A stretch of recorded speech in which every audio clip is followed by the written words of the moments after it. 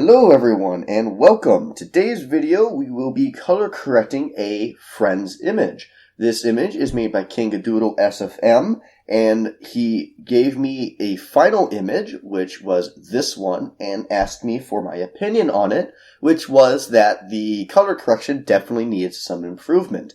The issue that I pointed out, namely, was the fact that he crushed the blacks and clipped the whites. And what that means is that the blacks just became an amorphous black blob with absolutely no details, crushing the blacks, and the whites became amorphous white blobs with absolutely no details, clipping the whites. And so I offered to do my own attempt at editing the image and see if I could get a better version of it that maintains the style he was going for, but has the blacks not crushed and the whites not clipped. And so I decided we'll make a video of it so that he can see the process that I use, and by extension, everyone else can as well. So we're going to do that. So this is the original image, and we're going to, first of all, make a new layer. I'm going to duplicate it, and we're going to work on that layer so we can easily flip between them to see the original and the new.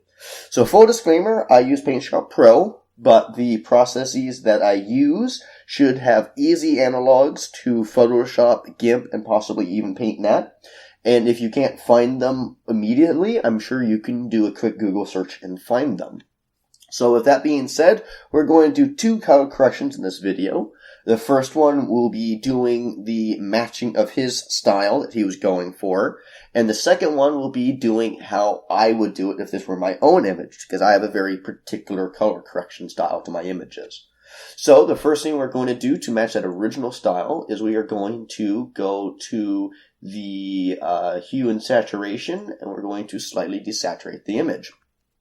So I'm going into this video assuming that whoever is watching has no experience with color correction, and so I'm going to take my time to sort of explain what everything does. So with the hue and saturation, if we completely desaturate the image, it makes it completely black and white and removes all the color. And if I make it fully saturated, then it just amplifies the color, and in this case makes it a really gaudy pink red.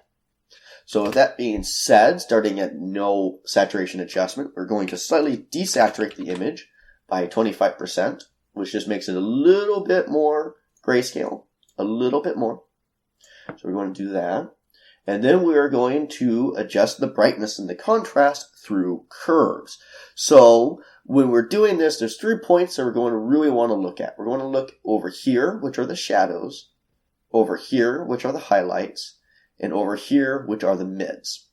And we want to try and keep this to be as black as we can without losing detail, this to be as white as we can without losing detail, and for this general region here to still have all of its details. In particular, I'm going to focus on this area right here where this distinction is very clearly made. So with that being said, we're going to go to brightness, contrast, curves. And I'm going to briefly explain how curves works because it's a little bit counterintuitive. It doesn't really make a lot of sense when you look at it, but in essence, all you need to know is that over here controls the whites, over here controls the blacks, and then everything in between controls the mids, is all you really need to know. And so if I were to click right here and add a point, and move this down, then it makes the image as a whole darker. And if I move it over here, it increases how dark that is. And then alternately, if I bring it up here, it makes the image brighter. And if I move it over here, it really blanches the whole image. And then the same happens over on the whites. So that being said, we're going to get back to our default position, which is right here. And then we're just going to start by moving it diagonally. Okay, so that does a really good job over here. It's a bit too dark. So I'm going to actually move it over here a bit more. And bring it down a little bit. Okay, no. Definitely like it over here more, as I want this to be just pure black. But this is a bit too dark. So before we play with that, we're going to actually click over here. And we're going to add some lightness, because that should help pop this out. And so we'll just kind of go like this. And I think I'm going to reduce this a little bit. There we go. So if I turn it off, there we go. I think that the darks are looking pretty good. I could probably go with a little bit more. Not a whole lot. Yeah, I don't want to make it any darker than that. So let's work on the brights then.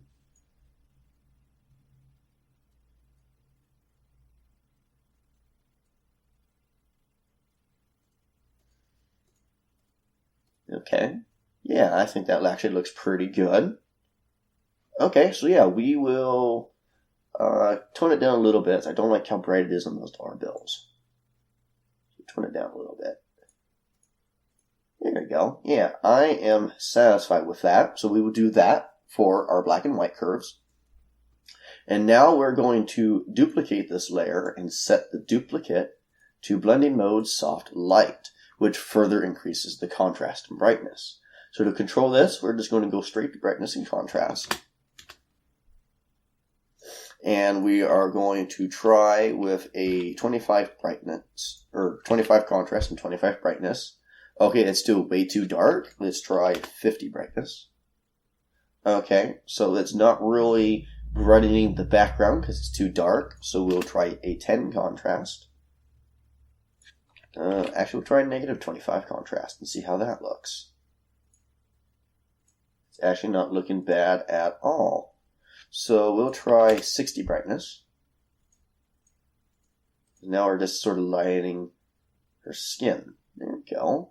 And then if we toggle this, see what I'm doing is I kind of want to keep the same color scheme, but I just want to sort of brighten everything with this.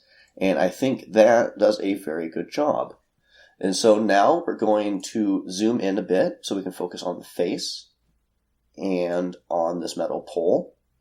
And so we're going to apply a Gaussian blur. And if we do a 4-point Gaussian blur, you can see it sort of softens the light really nicely. But if we do an 8-point, then the lighting effect on her face is sort of just completely lost. And if I toggle it, you can see it really easily here. And so I'm going to do for this image a 6-point.